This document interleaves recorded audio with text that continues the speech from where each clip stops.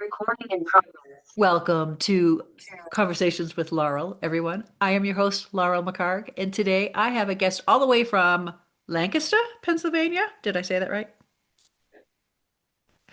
Yes, you did. We have with us today Dan E. Hendrickson, author of the book Magi Apprentice, and so many more.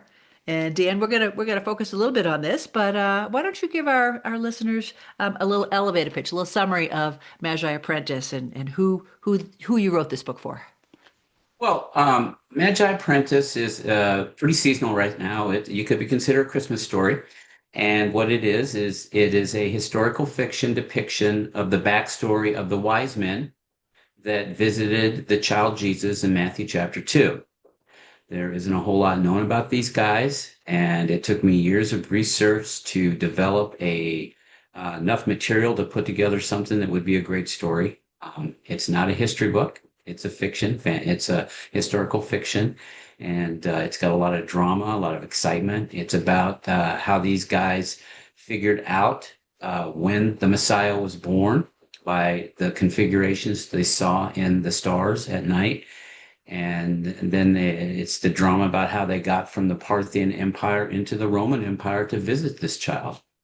And so there's a lot there. So There that's kind there of an is a lot elevator there. pitch. Yeah. Yes, no, there is a lot there. So, you had me at Constellations when I was first approached to read your book. I'm like, Constellations. I remember a presentation I gave in middle school. It was probably seventh grade, maybe it was even sixth, Mhm. and I had to give a presentation on the constellations.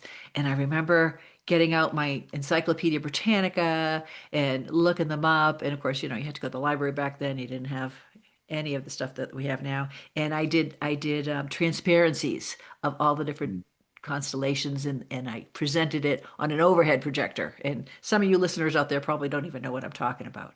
So tell us your first encounter with the constellations. What do you remember? What was it that drew you to writing about the constellations, and how and by Well, the way, you have been a Christian minister for the past 35 years. So yes. talk about that in constellations in your life. Well, I grew up in the Western culture, and of course, in the newspaper, you had you know, the astrology, Yeah, the where they give you yeah, your your whole thing sign. about astrology, and so your sign and all that. Yeah. And so until about 1984, when I read this book, which is called Jesus Christ, Our Promised Seed. Now, this is a biblical study book, and the man in the book proposed that the uh, the sighting of his star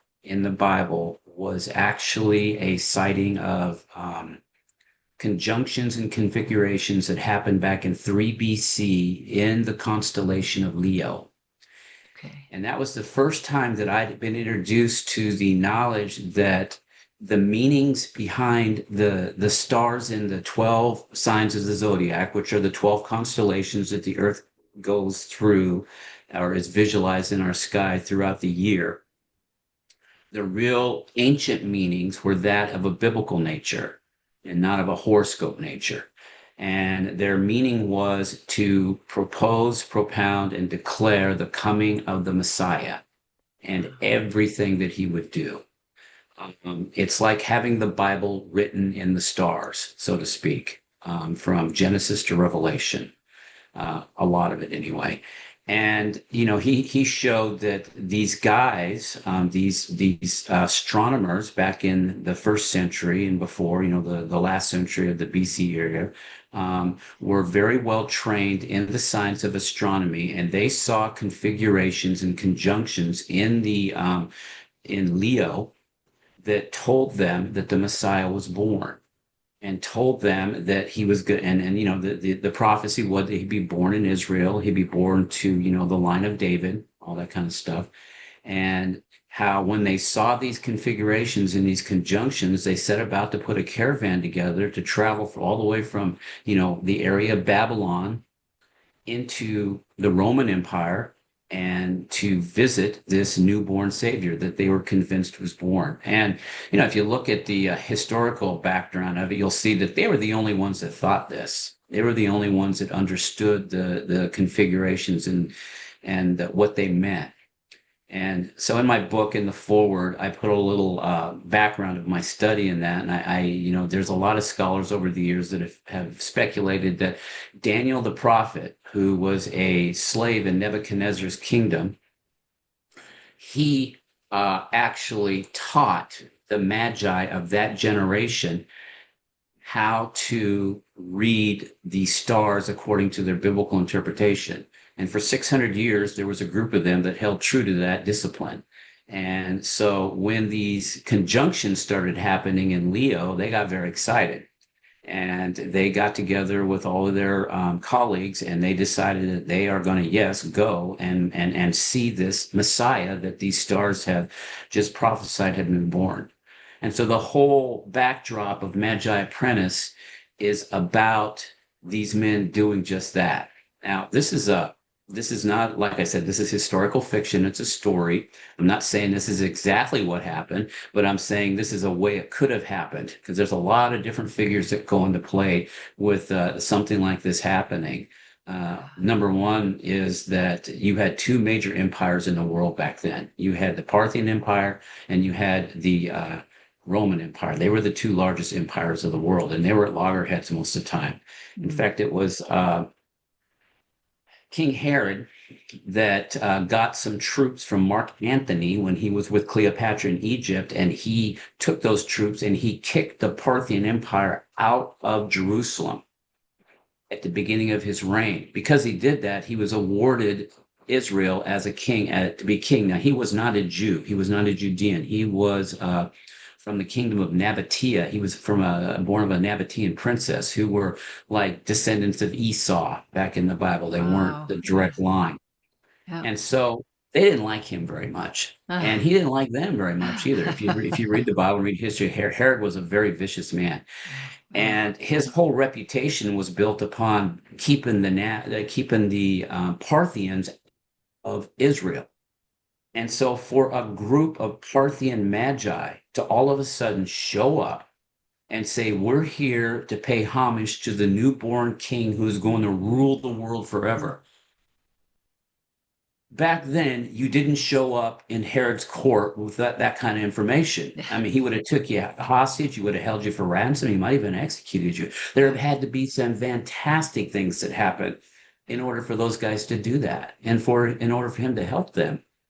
And I Yeah. tried to set up a scenario in the book where that could have happened, where they got help from the Parthian Empire, they got help from the Roman Empire, and they were able to go in there peacefully and them unharmed, Yeah. and get in there and see the child. And so the Yeah. whole backdrop of the story is about how that happens. Yeah. So the historical magi, those are the wise men that are Correct. in the story. Yeah. And yeah.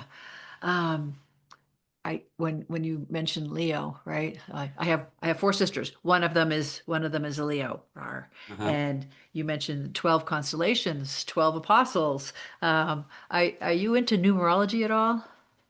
Oh, there's a man named E.W. Bullinger that wrote a series of different books on biblical studies.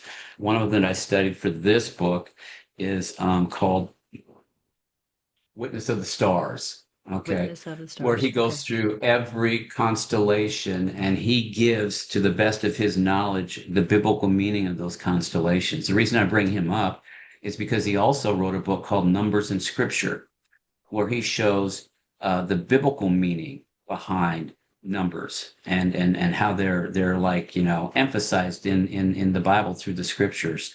So the number 12 actually means governmental perfection in the Bible.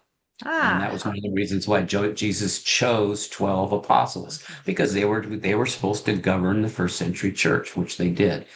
Uh, by and large. And so, that yeah, I do believe in that there is significant to numbers, but there's always, like I tried to show in Magi Apprentice, there is a counterfeit in to looking at things, and then there's a biblical in. And I'm a minister, and I think the Bible is the truth.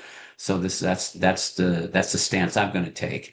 And so when you talk about numerology and stuff like that, yes, I do believe in it from a biblical standpoint, not from more of an astrological or spiritual standpoint or anything like that. Okay, interesting point. So I did a Bible study years ago, many years ago, because growing up Catholic, we never read the Bible.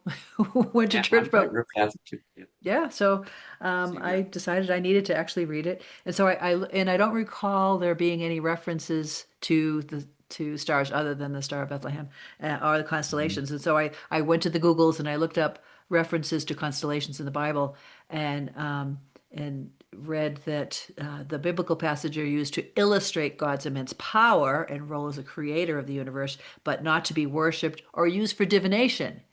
So, Right. what gave you the idea to use the Magi, the wise men, as actually using them for divination? Well, there's different styles of divination. Now, the divination that you're talking about in the Bible is divining, personal paths, trying to, like say, like I'm a Taurus, supposed to be a Taurus. I was born in April. So according to astrology, I'm supposed to have characteristics of that particular sign in my life. All right. That's divination. Okay, That's divination. okay, all right, Okay. all right. For you to look at the stars from, like it says in Genesis chapter 1, that God put them in the skies for signs and for seasons. And in the Hebrew translation of that particular passage, it's more along the lines of the prophecy of one great to come. And he put those stars up there for a sign and the seasons of him that was to come. And it's very accurate because it's not just talking about when he's going to come, but it's given the whole story, the whole picture. And really, what you see up in the stars and in their biblical or Eastern interpretation is the whole thing. It starts with the seed of the woman in Genesis 3:15, where it says that the seed of the woman is going to crush the serpent's head. Well, the seed of the woman is obviously refers to Mary having the child Jesus, that she received the seed from the Creator. And then the end constellation is Leo, where the seed of the woman will reign as king of the universe forever. That's obviously Jesus Christ when he puts down all evil at the end of the book of Revelation. And so, but you got 10 other constellations in there. It's just got so much information in them about, God's entire plan for man's redemption. And it's all up there in the biblical meaning of the stars, and it's Wow. all about the prophecy of the coming Messiah and what he would do. That's what all those Eastern interpretation of what the stars and the constellations mean go to. It's all about God and His Son. This thought just came to me. What about the second coming? Is there anything there Yeah, about there's that? there's stuff in it. There's stuff in there about the second coming, sure, because it talks about, there are things in there about the book of Revelation and all that. There's an interesting point that is brought up in biblical scholarly, and it has a little bit to do with my book, but there is one blank spot in the stars, and it's in the north. And that blank spot represents the day and time that you and I live. Because in the book of Ephesians, it's talking about the great mystery of the church of the body of Christ. And that was something that was completely unknown in the Old Testament. God never revealed what was going to happen after Jesus Christ was crucified and then raised from the dead and ascended into heaven. There's a whole blank spot there where there's just no prophecies in the Old Testament about that time between the time he leaves and the time he comes back. There's no prophecies. There's no foretelling in there. It's all the only place you can find that stuff is in the New Testament epistles. And so there's a whole blank spot there, which That is that just fascinated me when I read that. I'm like, a blank. There's a blank spot up there. yeah, there's a I blank didn't. spot in the northern hemisphere of the zodiac where there's just no stars apparent to the naked eye or anything like that. Ah, And the biblical scholars they've concluded that that spot represents the church that we belong to today. The Christian church, which has been going on for over 2,000 years. But there's nothing in the stars about that. oh, And okay. it's all about before the day of Pentecost, before You know, Christ ascended into heaven, and after he comes back, which starts in the book of Revelation, the second coming. So all that's in the stars. But what's not in the stars is today, It's a which mystery. is the Today's a Christian. mystery. It So is the you mystery. It's you called the great mystery in the great. Word of God. Yeah. Mhm. You did a tremendous amount of research for this. You have endnotes, you have bibliography.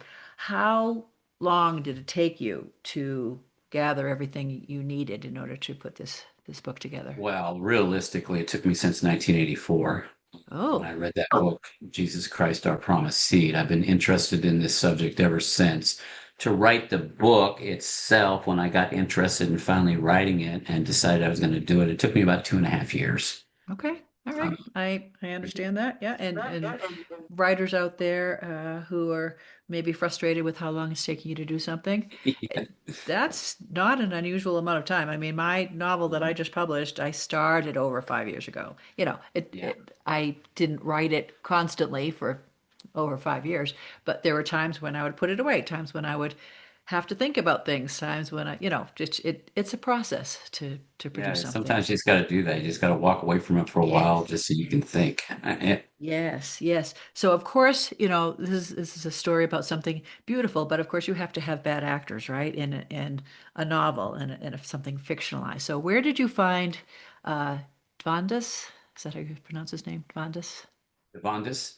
Yeah, Dvandas. he was Yeah. the see, in the Parthian Empire, the Magi were split in basically into three factions. The Magi are just the wise men in the Persian Empire, the Babylonian Empire, then the Parthian Empire. They're the wise men that gave counsel to the kings, and they were also the priests and stuff in that, and the priests and holy men of that time. And there were three factions. There was the astronomical sect, the ones that held true to what Daniel taught them. You see, back when Daniel was there, Nebuchadnezzar put him over all of the wise men. He was the master of the wise men. So he had complete authority to teach them and train them any way he wanted. And that's why it's speculated he taught them all this stuff about the stars. So that was one sect. Another sect is the sect of Zoroastrianism. Now, Zoroaster was a very, very noble person in Babylon. He taught basically the same stuff about God and about justice that was taught in the Old Testament. And he's highly respected even in the Christian world. I mean, he's just, he paralleled the beliefs of the Old Testament and all that, and he taught the Babylonian era at that time. And so there was a group of men that held true to his teachings. Now, he came about 200 or 300 years after, if I'm not mistaken, after Daniel. So there was a sect that held with him. And then there was another sect, and they were the magical magi. They were the ones that believed in astrology. They believed in magic. They believed in, casting spells and invoking demons and all that kind of stuff. And that's a real interesting story that I do hit on in my book because when the conqueror Alexander the Great took over the Eastern world, he brought with him all of the Western philosophy and religion of like Apollos and Zeus and all those Greek gods and the interpretation of the stars, and he brought in all that prognostication, and it just kind of like meshed in there with the Persian way of thinking to the point that you really can't tell the two apart. Now I was just in Turkey a couple of weeks ago. I was on a Bible Lands tour, and we were at Lystra, and Lystra is a province in Turkey that used to be Asia Minor, those areas, Macedonia, and there's a point in the Book of Acts where Paul gets stoned by some people at Lystra after the priests of Jupiter tried to do sacrifice for him because he did a miracle and they tried to call him a god. He vehemently opposed that. He says, "I'm no God, and don't sacrifice for me." But the thing is you got it right there in the middle of Asia Minor. You got a bunch of people worshiping Jupiter. Jupiter is a Roman god Yeah. that parallels Zeus from Greece. So all that information, all that belief system had started to infiltrate into the Persian Empire, the Parthian Empire, the Babylonian, whatever you want to call it. It went through a bunch of heads back then. So, that was part of the reason that there was such conflict by the time you got to the Parthian Empire. And you had these three factions all vying for control over the wise men. And so Divindus was the head of the magical sect of the Magi. And so he vehemently opposed Yeah. the astronomical sect. And there's a lot of, I'm going to say cool things, interesting things that happened right around the time that Jesus was born. One of them was that Phraates the Fourth died within just a few months before Jesus, or right around the time Jesus was born, really, but a few months before the Magi got there. And Phraates the Fifth took over, and it turns out later that Phraates' mother, Freddie the Fifth's mother, a woman named Musa, was a gift to Freddie the Fourth from Octavian Caesar, and she was a slave girl. He brought her in and he made her his queen. Yeah. Well, she wanted to, she was very ambitious and she conspired behind scenes and she poisoned her husband, had him killed. And then her and her son shared power for a little while as the Parthian emperors too. I use that in my book. And what I do is I kind of make Devandus the one that's the mastermind behind that whole killing off of Phraates. Yeah. So that was kind of, Yeah. that was available to do. So I Right. did it. Like I said, it's historical fiction, right? Right. Right. Right. Yeah. But I kept it in line with what really happened. Yeah, And yeah. So you talk about power, and I think about the whole ego power versus selflessness, and how that plays in your narrative. And I think about the relationship between Sachin and Rasan, who yeah, started off as friends, and then a little bit of a power dynamic there. How do people in power? And I know you'll be able to answer this. How do people in power remain selfless? Is it possible? Is um, it possible? yeah, I think Jesus was the one that taught people how to do that more than anybody else. He said, you're always a servant. He was the son of God. There was nobody above him except for God. And he took on the form of a servant and he became servant of all. He saw his authority and his status as God's only begotten son as a servant here on earth. And that's what he taught his disciples. When he washed their feet, he said, I'm your Lord and Master, and I'm washing your feet. You ought to do the same for one another. When they started arguing about who was going to be greatest, that's what he taught them. And really, honestly, I think I do a good job at putting that in the book with Rasan's attitude and the astronomical sect of how Rasan was the son of one of the greatest in my book, when the son of the greatest Parthian generals who actually defeated a major um, proconsul of Rome who was part of the triumvirate back then. It was Julius Caesar, Marcus Crassus, and Pompey. Marcus Crassus brought an army into through Egypt into Parthia and tried to take some land away from Parthia. And Serena, with a force like 1/10 the size of his, defeated him. And defeated and killed Marcus Crassus. He became one of the most famous general of Parthian history. And what I did is I made Rasan his son. So Rasan had all this entree, he had all this access to the Parthian throne, but he was a very humble servant, and that's how you keep that kind of stuff from going to your head. That's what Jesus taught. You take on the form of a servant, and you give and you serve and you look at your job as something that you owe people this service as the leader to do for them. And Mm. that's the only way to do it. When you start looking at everybody as your servants, that's what Divindus did. Everybody worked for him instead of Yeah, vice versa. yeah, yeah. What was Dan E. Hendrickson? What was your greatest challenge while creating this historical fiction? Obviously, you are quite an historian. How do you? what was your biggest challenge? Part of me is thinking, my gosh, how do you get all that stuff into a readable book? 280 Well, my pages. biggest challenge was is I really wanted to stay true to the scriptures in what was known about that kind of thing and not go too far off into, fantasy land.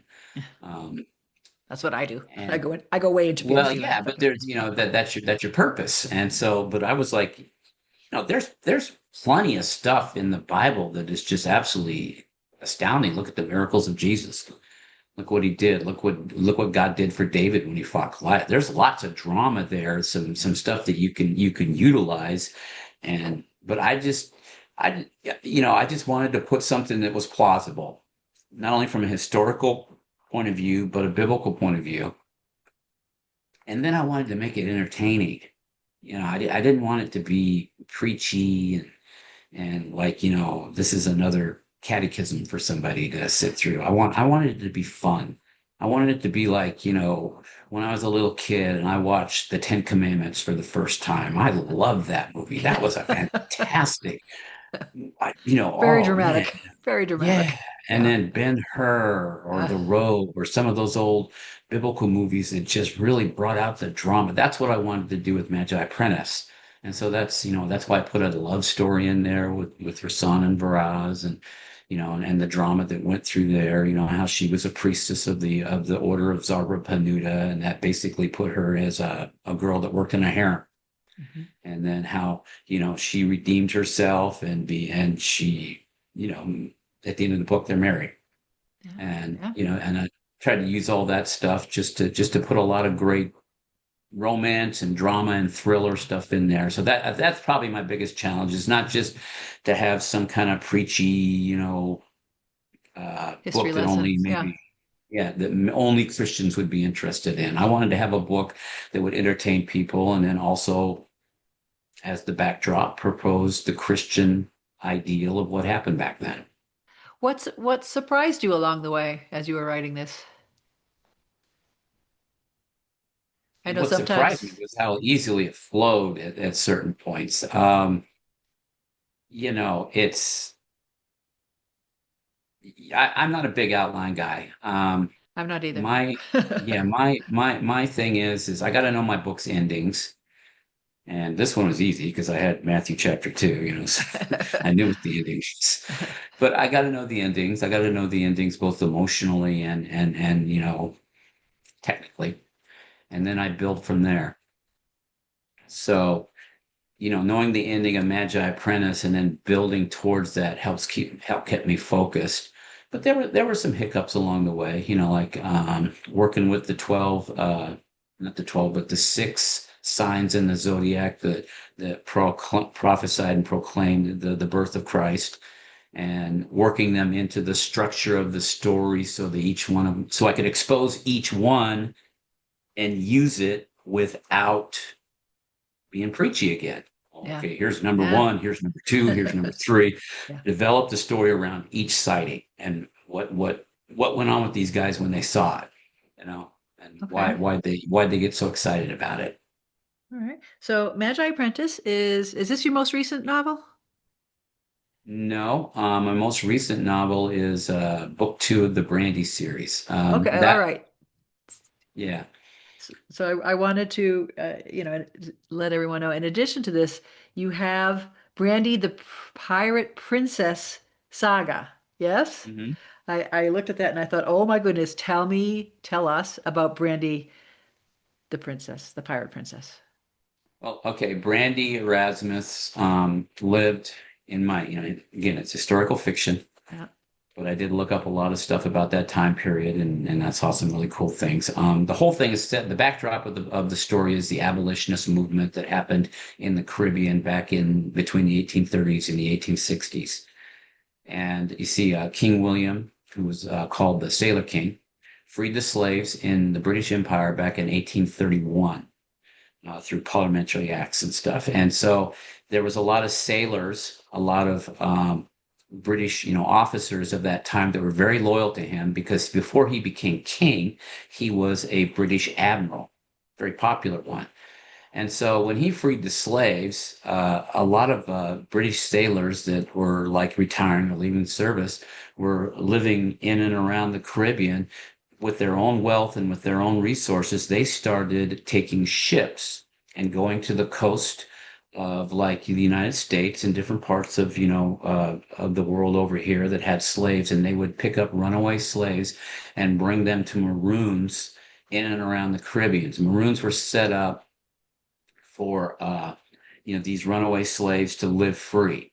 And usually it was like, the natives of an island like Jamaica or Cuba or stuff like that that would work with these people, and they would be able to live free, as not being slaves. Everybody's really aware of the Underground Railroad. They all know Hmm. about getting the runaway slaves north. Yeah. And those guys deserve all the credit that they can get.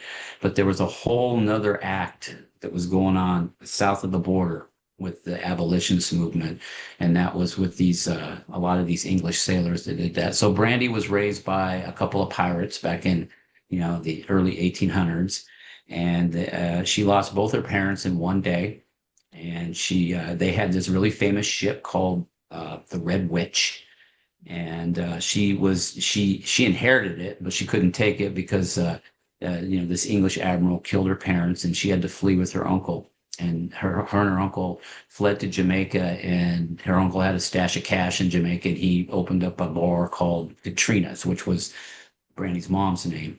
They worked there for about 15 years until an admiral who was a famous sea captain for England, who served under King William, was part of the abolitionist movement. He came into their uh, establishment, and Brandy met him and his first officer, the guy named John Edwards, and she fell in love with him. And her old enemies found out that she was still alive, and that they wanted to kill her. They wanted to get rid of her. And so what they did is they kidnapped John, who was his second mate, and she has to go save him. And so, in order to do that, she's got to go reclaim her parents' ship and take over the crew, and then sail it into enemy territory and have a battle, and rescue John. And that's pretty much the first book. And in that book, you have this guy named Zhang Yang, who is a Shaolin monk priest who came to the Caribbean because he had a vow that he had to fulfill, where he got shamed, and all this stuff comes out in the second book. But he had to prove himself. Part of proving himself was training somebody in the Shaolin fighting ways, and awarding them the master swords, which Brandy gets at the end of the first book. So Um, I knew so nothing about this. I knew nothing about this Caribbean, you know, yeah, most railroad people don't. to freedom. They don't. So how did you find out about that? And obviously your discovery of that sparked something in you that made you want to Yeah. write about it. Well, I knew I wanted to write a pirate book about a female protagonist, because I've written a lot of books about female heroes and stuff. My first book, The Good Fight, that was Danielle. My second book, The Cartel Crusher, that was a girl named Marnia. So I had a lot of success for writing about female heroes and heroines. I call them Um, heroes. I call them heroes. yeah, there you go. Yeah, that's what I do too. I got two daughters, so. They're heroes, But not yeah, they're heroines. I hate heroes, that. right? They're my heroes. Um, so with the Brandy books, I just I had to just figure out how to make it believable to put a woman in that position. And so one of the things I did is I set her up with this Shaolin monk who trained her to be this fantastic warrior. Nice. Yeah. Okay. And, I've been a martial arts instructor off and on for most of my life. And so I understand that it is available to train a girl who might be like, only 60% mass of a man, and be able to show her how to defend herself. We've done that. That's Mhm. what we do. Yeah. Self-defense classes and all that. So I put a lot of that into the book.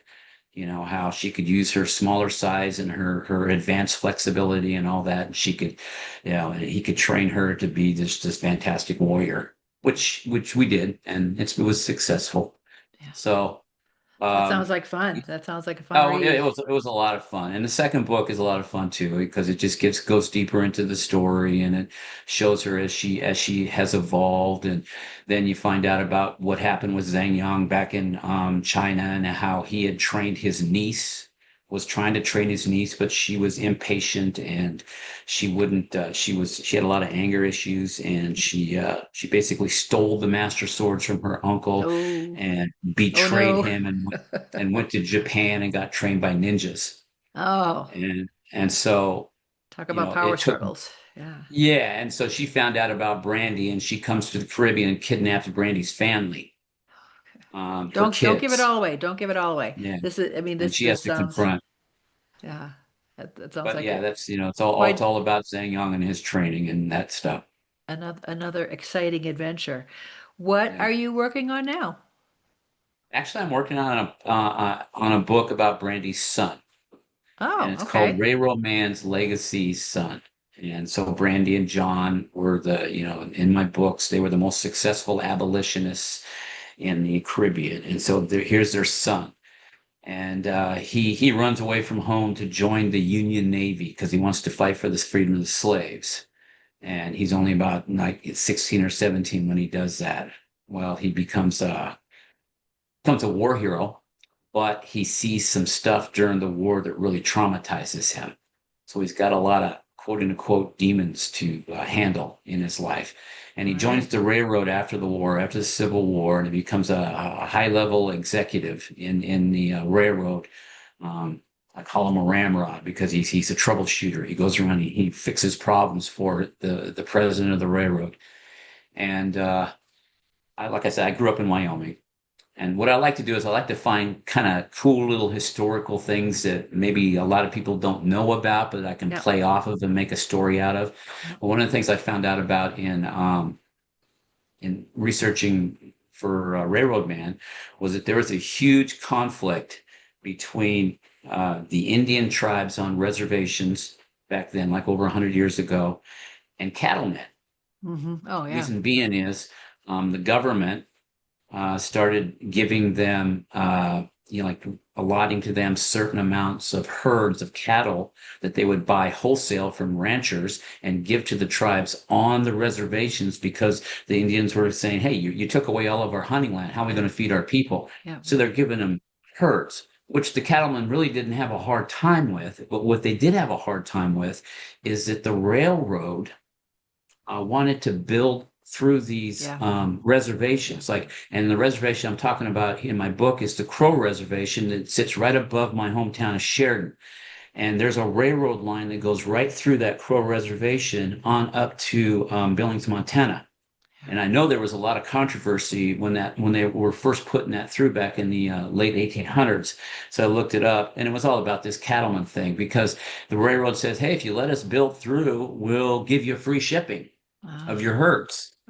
So Yeah. these cattlemen are going, "Hey, these guys are going to undercut us at the slaughtering house. These Indians are going to take over the market. We got to do something about it. We can't have this."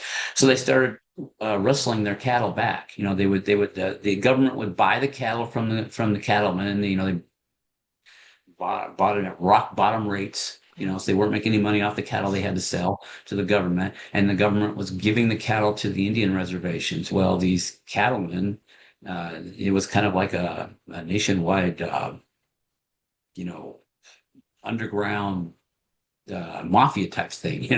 They had it all organized where they were stealing cattle back Yeah. from Yeah. the It was, Indians so they and couldn't still, develop yeah. herds. So they Yeah. couldn't develop herds. Well, I put his name is Arthur. I put Arthur right in the middle of all this in Cheyenne, Wyoming, while he's trying to facilitate the railroad up to Billings, Montana. And so And this is a big still, problem he's got to solve. yeah, still we're dealing with Oh Native yeah. American issues today. Yeah, I don't know that we ever actually learned from our past, but you're doing your best to Hmm. let people know something about history that they may not have known before. Um, is there anything else you'd like to share with our audience before I ask you one final question? Well, I am the book that I just talked to you about. I just got signed on with a place called Headline Books. Okay. So that'll be out. Oh, Railroad Man Legacy Son will be out probably January or so. Okay. And then I'm working My on birthday. another. I'm a Capricorn, so maybe it'll There you come go, out by January. January. And so my next book is another Christian historical fiction that I just started the research stages on, and it's about Cornelius in Acts chapter 10, who historically is the very first Gentile to join the Christian church. All right. All right. So you're just going to keep writing forever and ever and ever, Yeah. right? Yeah. Yeah, it's I love it. I love it too. Um, Dan E. Hendrickson, author of Magi Apprentice and so many more books. I will have links to your website and where you can get your books Yeah, below. And I have one more softball question for you, Dan. sure. You've been a Christian minister for 35 years. What's the meaning of life? What's the meaning of life? Softball Well, question, something you yeah, probably never thought of before. yeah. Meaning of life, the reason for man is God. Just have a personal relationship with God. He's not some overbearing ogre or judge that wants to condemn everybody. He's a father and he loves us. And I think he demonstrated that most fully in his son, Jesus Christ. So when somebody asks me that question, I'll look them straight in the eye and say the meaning of life is God. To have a relationship with him. Adam blew that relationship. He put a wedge between him and God, and Jesus Christ bought it back. And that's the whole reason. It's just to have a relationship with God. So that's what I think is the real important thing. There you have it, people. Now you don't have to keep asking everybody you know or losing sleep over the meaning of life. You heard it right here from Dan E. Hendrickson, author of The Magi Apprentice, and lots of other exciting dramas and historical fictions. And check them out. Like and subscribe. Absolutely. Leave us some comments. And Dan, I will look forward to your next book coming out. Keep writing, keep being awesome. And thank you for visiting with me today. Thank you, Laura. It was a privilege, honestly. Well, thank you Thanks. and have a wonderful rest of your life. You Take too. care. Bye bye. God bless you.